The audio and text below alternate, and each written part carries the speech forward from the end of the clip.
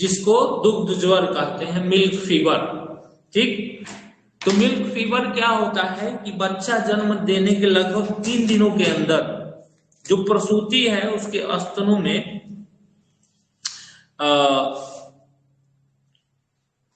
तनाव होने से कंपन देकर और फीवर होने लगे, यानी कि उसको बुखार हो जाए, यानी कि प्रसूति है। ठीक, इसी को प्रसूति ज्वर कहते हैं। कई गांव देहात में तुम लोग सुनते होंगे कि इसको प्रसूति का ज्वर हो गया है। ठीक, तो उसी ज्वर को हम कहते हैं ये मिल्क फीवर। यानी कि एक बार इसको क्या होता है कि इस तरीके से सिम्टम्स इसमें आते हैं कि फीवर हो जाता है, इसको बुखार हो जाता है, यानी कि बच्चा जन्म देने के लगभग 3 दिनों के अंदर जो है ये फीवर डेवलप होता है। ठीक, तो अब इसको कैसे ठीक करेंगे, कैसे ये ठीक हो सकता है? तो फर्स्ट ऑफ ऑल देखते हैं कि फर्स्ट द सिम्टोमेटिक रेमेडी। तो सिम्टम्स क्या होता है? That's the fever. जब नाम ही है कि मिल्क फीवर, तो फीवर होगा ड्यू टू इसको ज्वर कहते हैं, उस तरीके का होता है जो ब्रेस्ट में दूध का तनाव, ब्रेस्ट में क्या होगा, दूध एकदम से भर जाएगा, तनाव हो जाएगा वहां पे और कंपन देकर ये फीवर होता है। और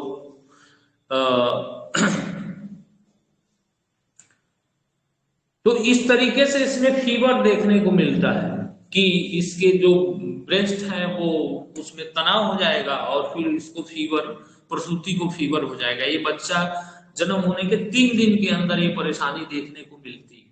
ठीक है, तो मुख्य रूप से कैसे ठीक करेंगे इलेक्ट्रोपैथी में? तो हम आते हैं कि इसमें जो है फीवर तो है ही है और उसके साथ कंपन भी आती है उसको और छाती में तनाव भी आता है। ठीक, अब इसमें मुख्य रूप से जो आर्गन इन्वॉल्व है तो वो ब्रेस्ट ही है। ठीक है, यानी कि जो कारण है वो ब्रेस्ट है, इसी के कारण है। अब इसमें क्या हुआ है, कौन सी चेंजिंग हुई है, ये हमें जानना होगा कि क्या एक्चुअली में हुआ है यहाँ पे कि ये फीवर इसको क्रिएट होने लगा है। ठीक, तो मुख्य रूप से ये मिल्क फीवर जब इसके कारण भी है, यानी कि इसको देखते हैं तो कारण क्या होता है कि बच्चा जन्म देने के बाद किसी कारण से, किसी कारणवश अगर उसको जो है दूध, स्तनपान नहीं कराया जाता है या निकाला नहीं जाता है, दूध को उसमें से क्या करना पड़ता है, निकालना पड़ता है। अगर किसी कारणवश निकाला नहीं गया है तो ये जो है उस ब्रेस्ट में तनाव उत्पन्न करता है और फिर उसको जो है फीवर आ जाता है। तो बच्चा जन्म देने के 6-7 घंटे के बाद पश्चात ही पहले थोड़ा दूध बाहर निकालकर फिर बच्चा को स्तनपान कराना चाहिए। ठीक, उसका जो प्रोसेस है उसमें क्या है कि बच्चा जब जन्म ले तो उसके 6-7 घंटे बाद उस ब्रेस्ट से दूध थोड़ा निकाल देना चाहिए और फिर बच्चे को पिलाना चाहिए। ठीक, और संभव हो तो ब्रेस्ट को पंप द्वारा दूध निकालते रहना चाहिए, यानी कि दूध उसमें से निकलते रहना चाहिए। कुछ ऐसे घरों में या कुछ ऐसे महिलाओं को ऐसा होता है कि फिर दूध निकालते नहीं इसमें से। ठीक, तो पूरा दूध नहीं निकलने के कारण, ठीक, जो मेमरी ग्लैंड है उस पर दबाव पड़ने से, रिएक्शन ऑफ लैक्टेशन से संपूर्ण स्तन पे तनाव और कंपन हो जाता है। ठीक, यानी कि मेमरी ग्लैंड्स में चूंकि दूध निकलने से, अब चूंकि उसको क्या करना है कि निकालना है, ठीक, यानी कि जब निकाला जाएगा तो वो नलियां क्या होती हैं, खुल जाएंगी, फिर नलियां खुल जाती हैं। मेमोरी ग्लैंड्स जो है वो दूध का निर्माण कर रहा है, और वहां पे अगर निकाला नहीं जाता है तो क्या होता है कि रिएक्शन टू लैक्टेशन, यानी कि रिएक्शन होता है वहां पे, और वही क्या करता है, तनाव उत्पन्न कर देता है वहां पे, और उसको फीवर शुरू हो जाता है। और ये फीवर जो है 99 डिग्री से 101, ये 99 डिग्री से 101 तक रहता है, ठीक। और इस ब्रेस्ट में क्या होता है, मेमोरी ग्लैंड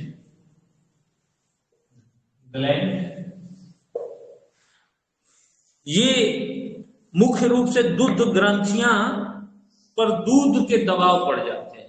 दूध ग्रंथि का काम है दूध निकालना। अब मान लो कि निकाला ही नहीं जा रहा है तो क्या होगा, उस पर दबाव बन जाएगा, लैक्टेशन रिएक्शन हो जाएगा उस पर, और रिएक्शन होने के कारण जो है ये ब्रेस्ट में क्या होगा, तनाव हो जाएगा और कंपन हो जाता है, फिर फीवर आ जाता है, ठीक। अगर ये चीज बहुत हाई फीवर है तो ऐसा मानो कि कोई न कोई संक्रमण भी वहां हो रहा है, कोई न कोई इन्फेक्शन हो रहा है। लेकिन होने के पीछे जो कारण है वो मेमोरी ग्लैंड पे दबाव बनना, समझ गए, क्योंकि ये दूध तो निकाल ही रहा है, और दूध जब निकाल रहा है तो किसी कारणवश निकाला नहीं गया उसको, या बच्चे को स्तनपान नहीं कराया जा रहा है। जैसे बहुत महिलाएं जो हैं शहरों में, बहुत महिलाएं जो हैं बच्चे को दूध नहीं पिलाती, ठीक। तो इससे जो है चूंकि जो वो फंक्शन है वो तो करेगा ही मेमोरी ग्लैंड्स, क्योंकि नेचुरल प्रक्रिया है वो, तो वो दबाव बनने लगता है इस पे, मेमोरी ग्लैंड्स पे, और इस कारण से ये चीजें जो है होती हैं। तो अब इसमें जो है मुख्य रूप से आपको समझ में आ गया कि एक्चुअली में सिम्टम्स क्या है, कि ब्रेस्ट में तनाव आ रहा है, समझ में, कि जो ब्रेस्ट में तनाव है, कंपन है, और फिर फीवर जो है 90 से 101 डिग्री हो रहा है, और फिर इसमें अंग जो है ब्रेस्ट है। ब्रेस्ट में क्यों हो रहा है ये फिजियोलॉजी मैंने आपको बता दी। किसी रोग की फिजियोलॉजी आपको जाननी पड़ेगी, फिजियोलॉजी यानी पैथोलॉजी, क्योंकि जो अंग बीमार होता है यहाँ क्या हो रहा है ये जान जाएंगे तो आप ट्रीटमेंट सिलेक्शन ऑफ रेमेडी करना सीख जाएंगे। हमारे यूट्यूब चैनल या हमारे जितनी भी वीडियोस हैं उनका उद्देश्य ये है कि आपको मुख्य रूप से सिलेक्शन ऑफ रेमेडी कैसे हम सिखाएं, ठीक, यानी कि आप दवा चयन कैसे करेंगे इलेक्ट्रोपैथी में, ये सिखाने का मेरा प्रयास है कि हमेशा से यही सिखाते हैं। तो यहाँ पे क्या जानना पड़ेगा, अंग तो जान गए, लेकिन अंग में क्या फिजियोलॉजी एंड पैथोलॉजी हो रही है ये जानेंगे तो इलाज और अच्छा हो जाएगा। तो यहाँ पे क्या हो रहा है, लैक्टेशन रिएक्शन आ रहा है समझ में, मेमोरी ग्लैंड पे दबाव बन रहा है।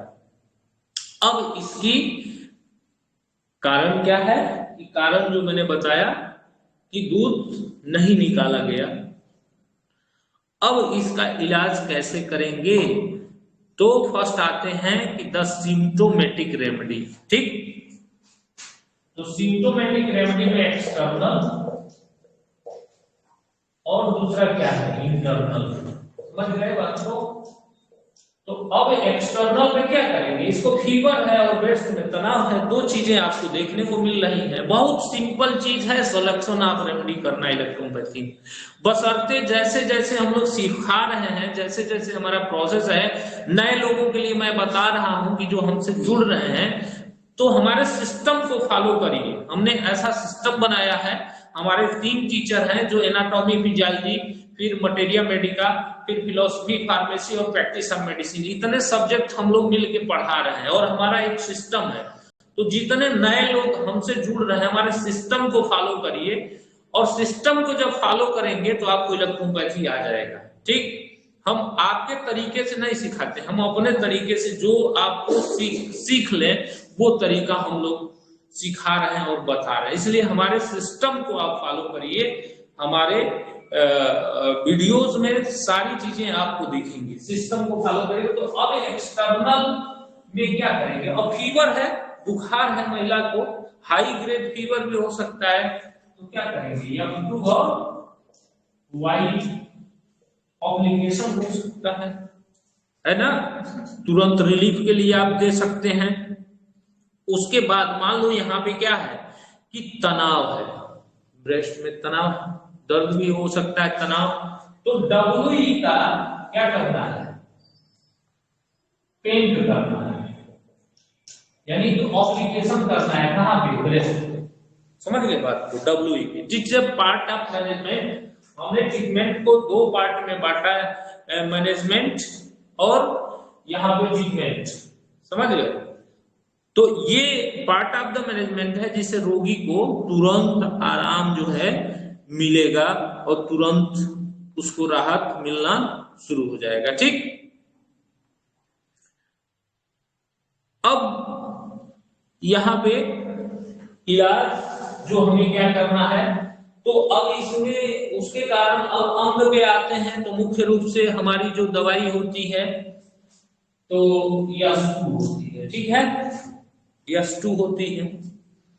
यहाँ पे F1 होगी, फीवर है वहां पे, ठीक, F1 होगी।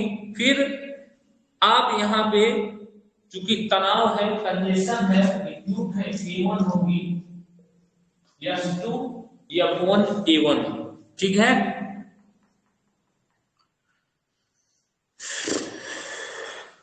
F2 F1 और A1।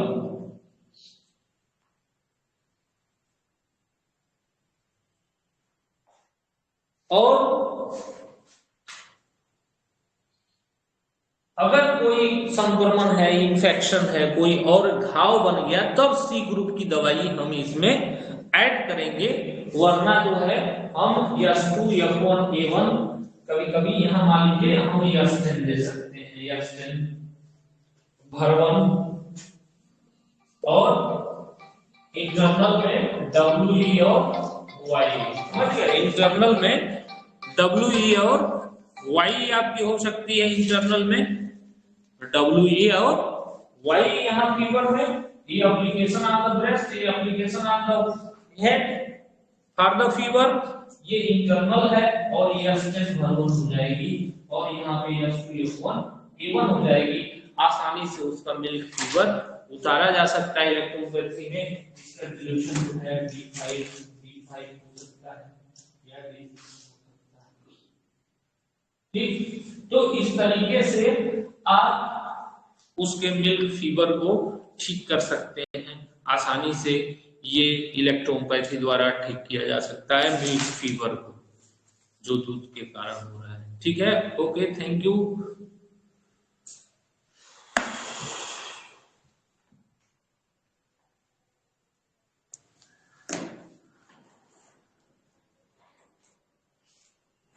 ठीक है, फिर किसी को कोई चीज